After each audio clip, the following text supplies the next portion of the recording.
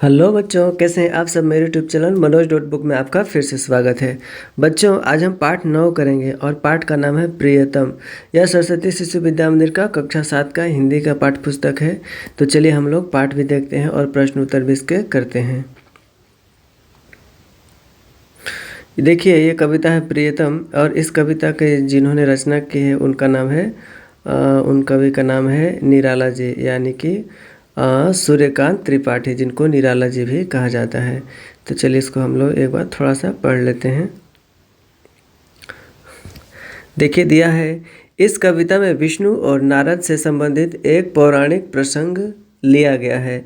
इसमें कर्तव्य पालन करने वाले व्यक्ति को ही प्रभु का सबसे प्रिय माना गया है।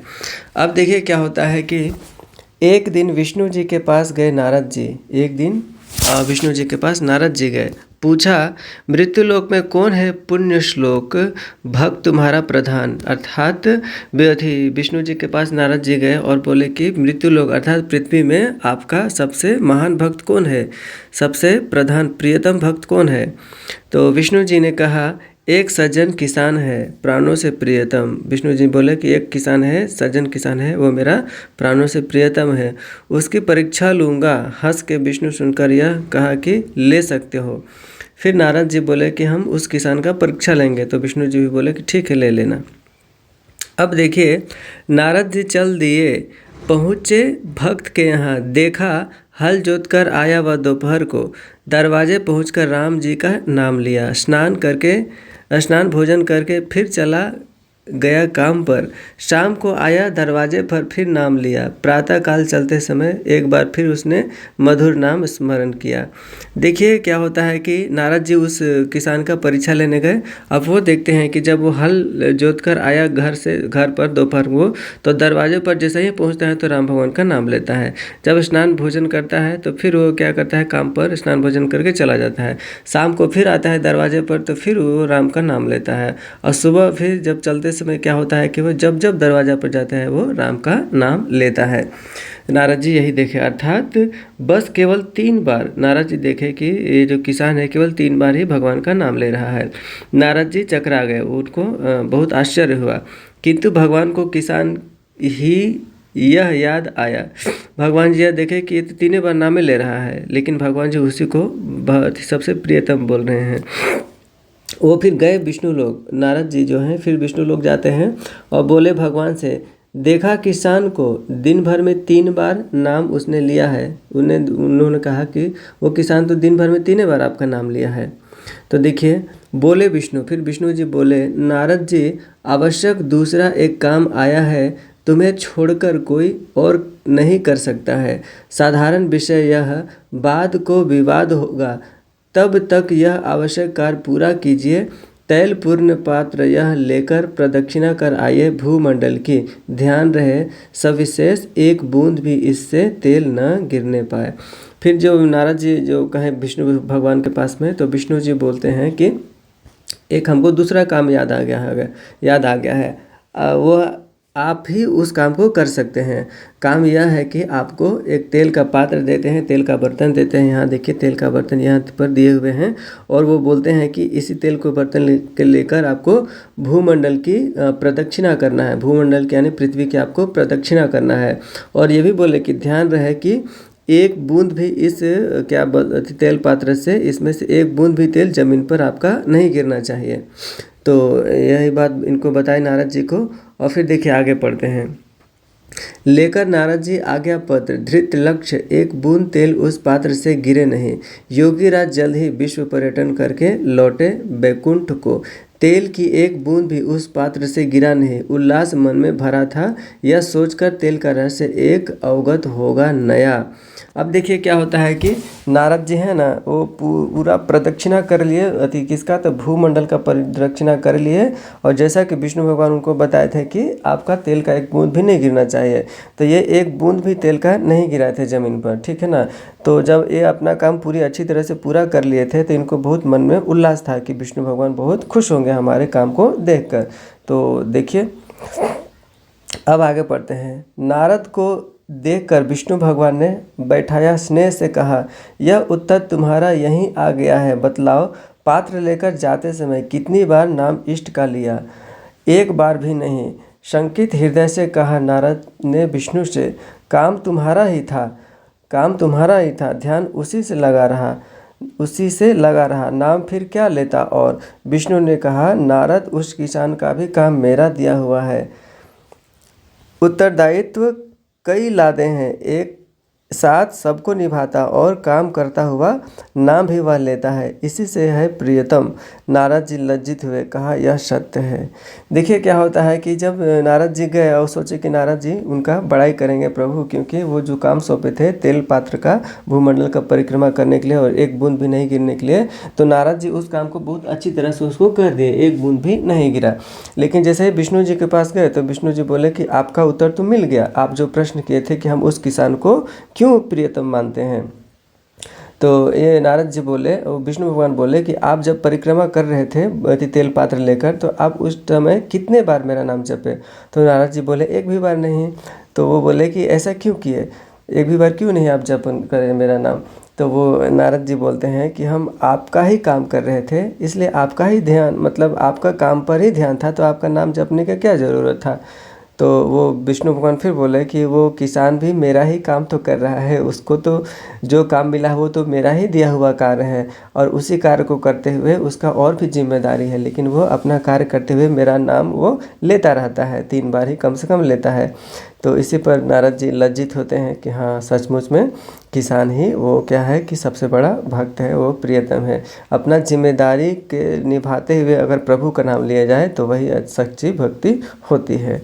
अब देखिए इसको लिखा है सूर्यकांत त्रिपाठी निराला जी ने।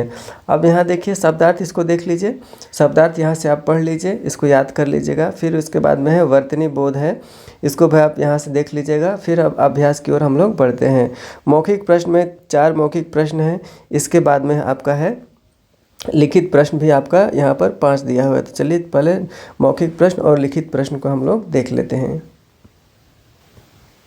पहला मौखिक प्रश्न है, कविता में किनके मध्य संवाद चल रहा है? तो उत्तर है, कविता में विष्णु और नारद जी के मध्य संवाद चल रहा था। अब उसके बाद देखिए, एक दिन नारद जी ने विष्णु से क्या पूछा? तो उत्तर है, एक दिन नारद जी ने विष्णु से पूछा, हे प्रभु, मृत्युलोक अर्थात पृथ्वी में आपका सबसे प्रिय भक्त कौन है? उसके बाद में तीसरा प्रश्न है, विष्णु जी ने किसे अपना प्रियतम बताया? तो उत्तर है, विष्णु जी ने मृत्युलोक अर्थात पृथ्वी के एक सज्जन किसान को अपना प्रियतम बताया। चौथा प्रश्न है, किसान ने दिन भर में कितनी बार ईश्वर के नाम का स्मरण किया? तो उत्तर है, किसान ने दिन भर में केवल 3 बार ही ईश्वर के नाम का स्मरण किया। इसके बाद देखिए लिखित प्रश्न में आ गए हैं। तो पहला प्रश्न है, विष्णु जी का उत्तर सुनकर नारद जी ने क्या निर्णय लिया? तो उत्तर है, विष्णु जी का उत्तर सुनकर नारद जी ने उस सज्जन किसान की परीक्षा लेने का निर्णय लिया।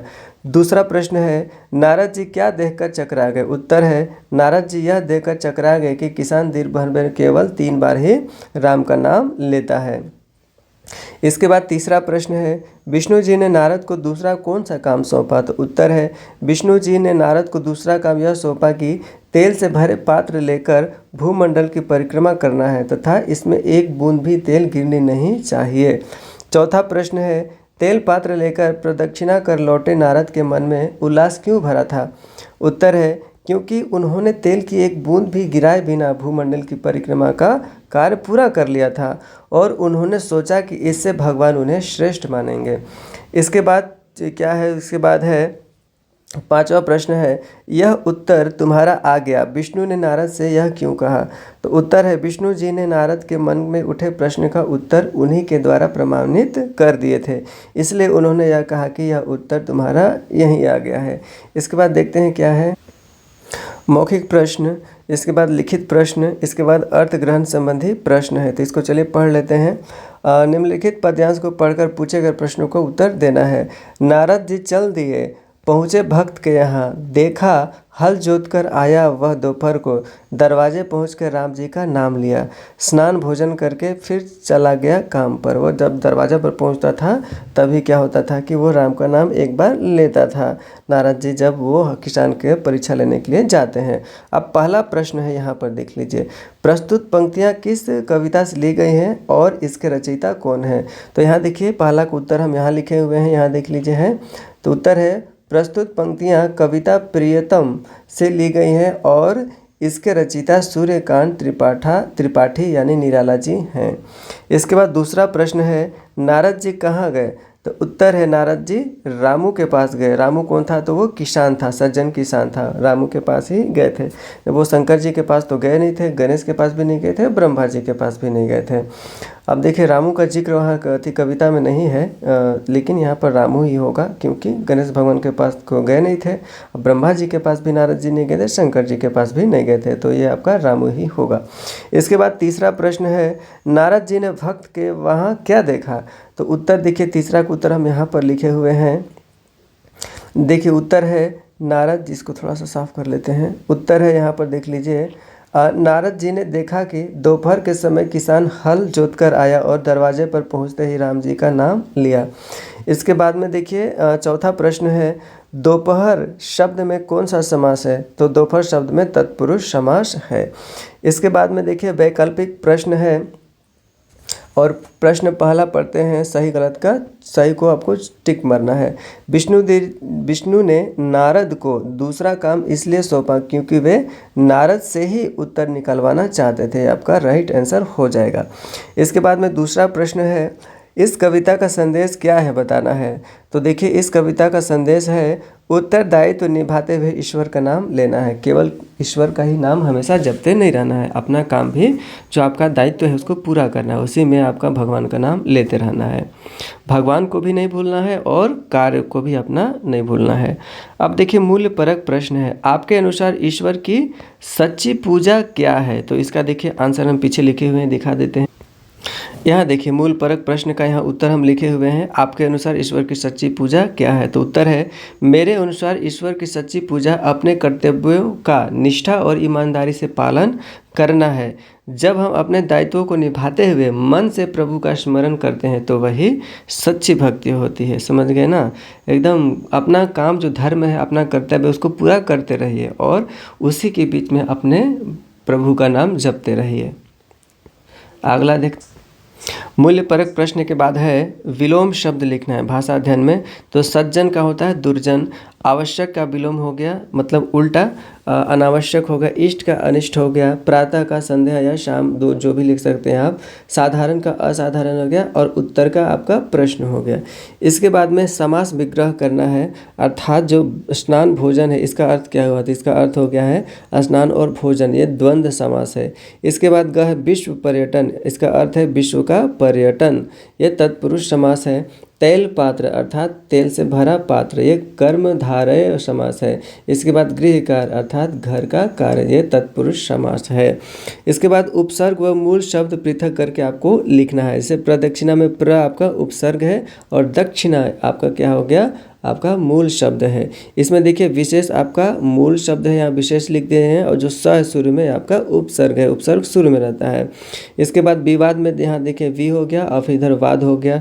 असत्य में अ आपका उपसर्ग हो गया और सत्य आपका मूल शब्द हो गया। भूमंडल में भू आपका उपसर्ग हो गया और मंडल आपका मूल शब्द हो गया। इसके बाद पाठ से आगे है, तो देखिए इधर तो कोई करता नहीं लेकिन हम कर दिए हैं। कल्पना करना है, यदि नारद जी आपके समक्ष आ जाए तो आप क्या करेंगे? तो देखिए उसका उत्तर हम लिखे हुए हैं। यहाँ देखिए कल्पना कीजिएगा प्रश्न है, यदि नारद जी आपके पास आ जाए तो आप क्या करेंगे? तो उत्तर हम लिखे हैं, यदि नारद जी मेरे पास आ जाए तो मैं उन्हें आदरपूर्वक प्रणाम करूँगा और उनसे भक्ति, कर्तव्य, ईश्वर स्मरण के बारे में सीखने का अवसर मांगूंगा। मैं उनसे प्रार्थना करूँगा कि वे मुझे ऐसा जीवन जीने की प्रेरणा दे जिससे मैं भी प्रभु का प्रिय बन सकूं। तो इसी के साथ यह पाठ समाप्त होता है और मेरे YouTube चैनल मनोज नोटबुक को सब्सक्राइब जरूर कीजिए, इसको कमेंट भी कीजिए और लाइक भी कीजिए। कमेंट करने से मुझे और मोटिवेशन मिलता है और मैं जल्द से जल्द आपका जितने भी पाठ से संबंधित है सबको मैं जल्द से प्रश्न उत्तर बनाऊँ और अच्छा से वीडियो अपलोड करूँ। मेरे YouTube चैनल को शेयर भी कीजिएगा। तो चलिए मिलते हैं फिर अगले वीडियो में, तब तक के लिए जय हिंद, जय भारत, जय झारखंड।